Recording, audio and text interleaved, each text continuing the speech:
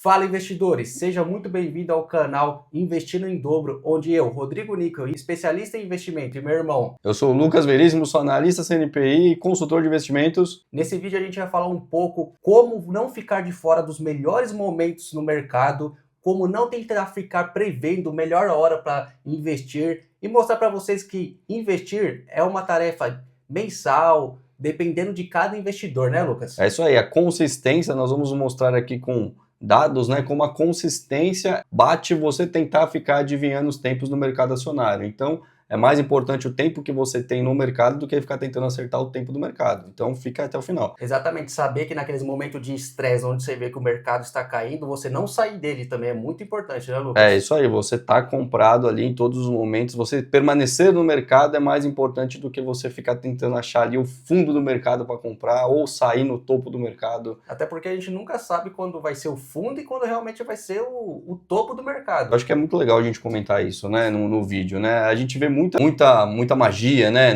muita filme de Hollywood, que as pessoas ficam ali naquela loucura, né, do mercado financeiro. É claro, existem investidores profissionais que fazem isso. Obviamente, né, instituições, institucionais. Só que a gente tem que lembrar que são pessoas que estão 24 horas no mercado, estudando, vendo todas as movimentações políticas, tudo que acontece. Tudo que acontece, todo o mercado assimilando ali o tempo todo os preços, né, as novas informações aos preços.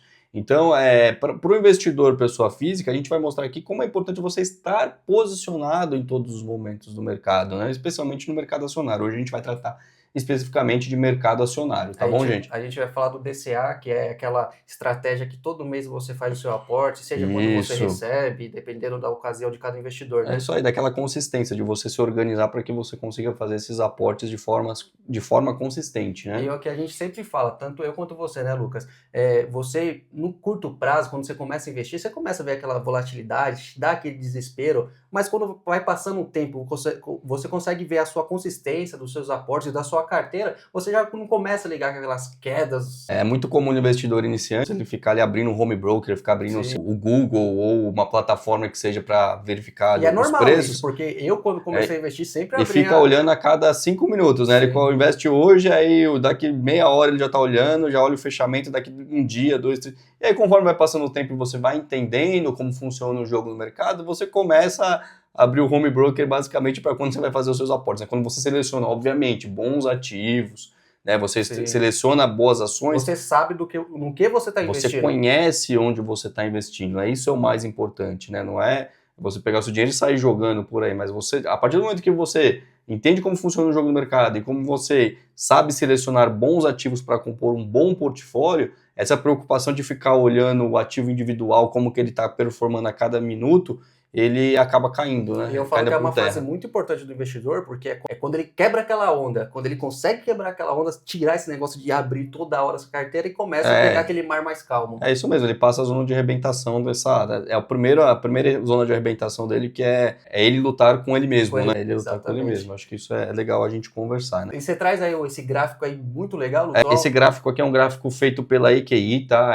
A quem eu agradeço também a analista ali, a Head de Research ali, a Carolina Borges, tá? Que ela me enviou esse gráfico que está em um dos seus relatórios. E é um estudo muito legal. Esse estudo ele mostra com ali uns índices, principalmente os três, porque a gente está falando de mercado brasileiro, tá? Mas como os três principais índices ali, quando a gente fala do Ibovespa, do IFIX e do índice de dividendos, como eles performaram e o que ia acontecer com essa performance se você perdesse os melhores dias, né? IFIX, só para, às vezes o pessoal não sabe, é o índice do mercado imobiliário, né? Então, olhando esses índices aqui, pessoal, um fechamento ali no mês de abril de 2025, esse índice leva em conta uma janela de 10 anos investidos nesses índices, né? Então é muito longo, né? Se você parar para pensar. 10 anos, longo prazo, né? Imagina 10 anos alocado, né? Seria um pensamento de fato de longo prazo, de construção de riquezas, de patrimônio, né? Então, durante 10 anos, olha que legal, né? Vamos falar primeiro do Ibovespa, né?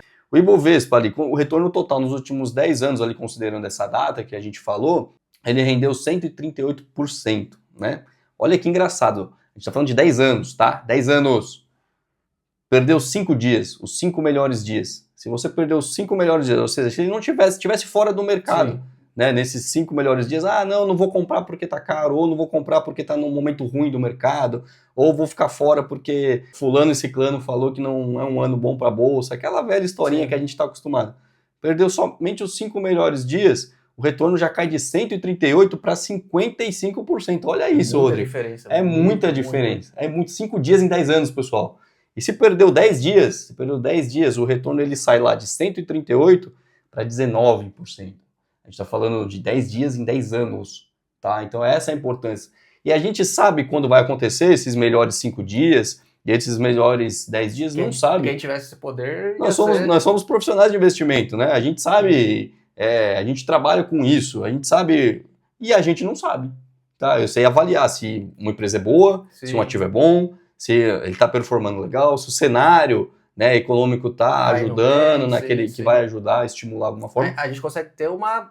Mas eu não tenho uma bola de cristal, exatamente. Né? Para falar assim, esses 5 dias aqui, esses 5 melhores dias, eu não sei, né? Então a gente permanecendo comprado faz com que você não os perca, né? E olha que legal. A importância de você manter seus aportes mensais. Né? E o IFIX, Rodrigo, né? A gente falou do Ibovespa e o IFIX, né? Que é o índice de fundos imobiliários, né? Que para quem não sabe é um índice que compõe os fundos imobiliários na Bolsa Brasileira, né? Olha como que ele performou. Olha a diferença, a performance era de 138%, igual a do Ibovespa, perdendo os 5 melhores dias, já cai para 100%. Então, uma perda de 38%, ficando fora dos 5 melhores dias. Cara. 5 dias, né? E se a gente levar em conta os 10 melhores dias, já cai de 138% para 82%. É uma perda muito grande. É uma diferença muito grande, né? Grande. E quando a gente fala do índice de dividendos, né? Que quando comparamos os 3 índices, é o que melhor performou no período, né? Muito bom. Você pega ali nos últimos 10 anos, ali 243% de performance, né? Só que perder 5 dias, isso já cai para 146. Olha a diferença. Quase ali, uma diferença muito grande muito grande mesmo, né? Pega 243, perdeu os 10 dias, cai para 92%. Olha a diferença, gente. Ninguém sabe quando esses dias vão acontecer. Tenha sempre isso em mente, né? Um estudo muito legal da EQI. Muito legal e muito interessante. Muito interessante, né? Aí o que acontece na Bolsa Americana, né? Será que é diferente? Não muda nada. Não muda nada. A única coisa que muda é que é uma bolsa diferente em outro país. Será que nos Estados Unidos é diferente do que no Brasil? Não é, pessoal. Não muda nada. Não é. Olha esse estudo aqui, ó. A diferença é que quem fez o estudo nos Estados Unidos foi o JP Morgan, né? Foi a asset do JP Morgan, né? Então, esse estudo leva em consideração 10 mil dólares, tá? Aqui a gente está falando de mercado americano, investidos entre janeiro de 2003 e dezembro de 2022, ou seja, ali dentro de uma janela de 20 anos, tá? A gente pega uma janela de 20 anos, tá bom? Dentro de uma janela que a gente trouxe. E aí você aumenta o espaço, você tem mais dados, né? Sim. Você tem mais dados e a pesquisa acaba ficando cientificamente mais robusta, né? Então, quando a gente fala totalmente investido, primeiro ali, ó, totalmente investido, 10 mil dólares se tornaram 64 mil dólares, tá? Rendendo ali uma média anual de 9,8%. Excelente retorno. Em dólar? Agora, se você perder os 10 dias, Rodrigo, olha essa diferença. Já vai para 29 mil dólares. E a gente está falando de uma janela de 20 anos agora. 10 anos em 20. 10 anos em 20. Ninguém sabe quando esses dias vão acontecer, pessoal. Perder os 10 melhores dias, desce lá de 64 mil dólares, vira 29. Olha a diferença. Brutal. A diferença é brutal. Perdeu os 20 melhores dias em uma janela de 20 anos, cai para 17 mil. A rentabilidade ela fica para apenas 2,9% ao ano, né? E aí você começa a perceber que a partir da perda ali dos 40 melhores dias, o retorno já fica negativo. Olha como isso é exponencialmente para baixo, né? Você mostra como perder muito esses dias. E olha que engraçado, quando a gente está falando dos melhores dias, né?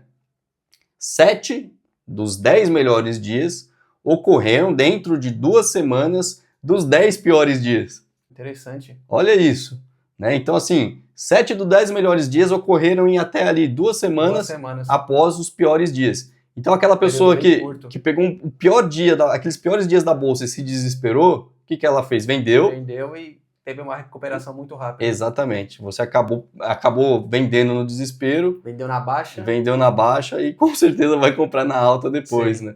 Então, isso é Porque muito vai vir legal. aquela recuperação, ou aquele viés psicológico, aí sair na baixa, vou querer comprar e começo a comprar nas Exatamente. É claro que cada momento é um momento, pessoal. A gente precisa Sim. avaliar cada momento do porquê de cada um. Isso é importante, né? Mas isso mostra que, ao menos nos últimos 20 anos, né? Você pega Sim. numa janela de 20 anos, isso aconteceu. Isso quer dizer que estatisticamente vai acontecer também? Não, né? Correlação não implica em casualidade, mas ela com certeza é algo a se ponderar na sua tomada de decisões, né? Sim. Quando você vai decidir, você fala, será que eu saio agora? Será que eu não saio? Cara, é legal pensar nisso, né? Depende de cada um, que nem você falou, depende do momento de cada um, mas é interessante a gente trazer esses dados para o investidor para ele ter essa noção, né? Exato.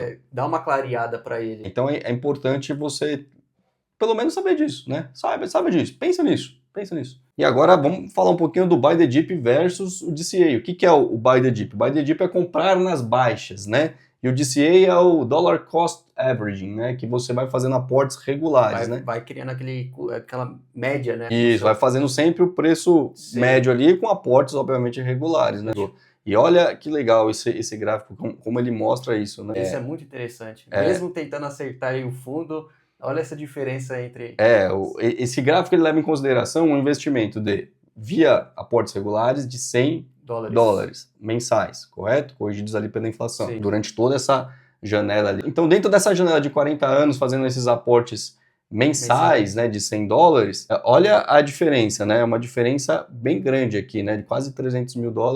E se você tivesse tentado acertar o tempo, ficasse segurando esse dinheiro, ao invés de investir esses $100, né? Você ficasse segurando esse dinheiro, vou guardar aqui, vou segurar e vou tentar, na hora que o mercado corrigir, vou tentar cravar a baixa, que são esses pontinhos... E a gente tem pontos de baixa muito interessantes. Exato. Esse ponto de baixa aqui no gráfico, né? Você vê no gráfico aqui, todos esses pontos vermelhos são os pontos de mínima, né? De baixas, né? Só que, como a gente disse, não dá para acertar, ele perdeu essa baixa, ele comprou em altas aqui. Você acha que são momentos de baixa naquele momento, mas, na verdade, ninguém sabe exatamente qual que é o fundo, né? Então, será que mesmo sabendo o que seria algo humanamente impossível de saber quais são todos os fundos ao longo desse tempo, ele ainda assim teria perdido em termos de rentabilidade para a pessoa que vai lá todo mês e faz o aporte regular. É a história da lebre e da tartaruga. Os investimentos é muito...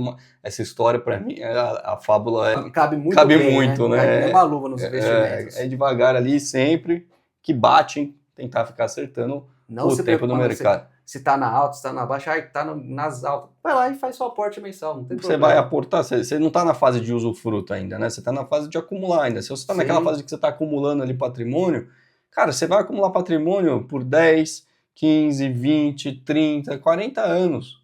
De acordo com cada objetivo, você vai separar aquela parte da sua carteira para cada objetivo. Objetivos de curto, de médio, de longo prazo. Recentemente a bolsa estava 135, que foi uma alta significativa. Eu tinha que fazer meu aporte mensal. Falei, nossa, mas está nas altas. Olha quanto que está agora em um período tão curto. Já está em 160. Já dá um período curto. Às vezes a bolsa fica muito tempo andando de lado, lateralizada, ali andando de lado, e de repente ela vem e dá aquela porrada, né? Então, resumindo, a gente quer trazer para o investidor sempre ter aquele hábito de fazer os seus aportes mensais, sem se preocupar se está em baixa, se está em alta. Lógico que vai ter momentos no mercado que a gente vai estar em extrema baixa, que nem o caso de uma pandemia. A gente não previu uma pandemia.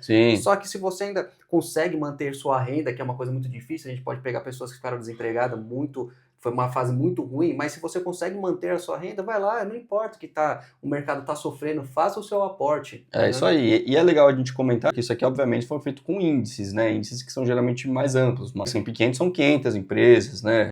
O índice de dividendos ali são mais de 70, né? O IBOV, são muitas empresas, o IFIX também. Agora, claro, na hora que você for selecionar os ativos individuais, é óbvio que você vai selecionar aqueles que estão com uma melhor relação risco-retorno, que estão num valor melhor, mas para compor o seu portfólio daquele momento, caso você não indexe o seu portfólio. Hoje muita gente faz os seus investimentos indexados, né? Exatamente.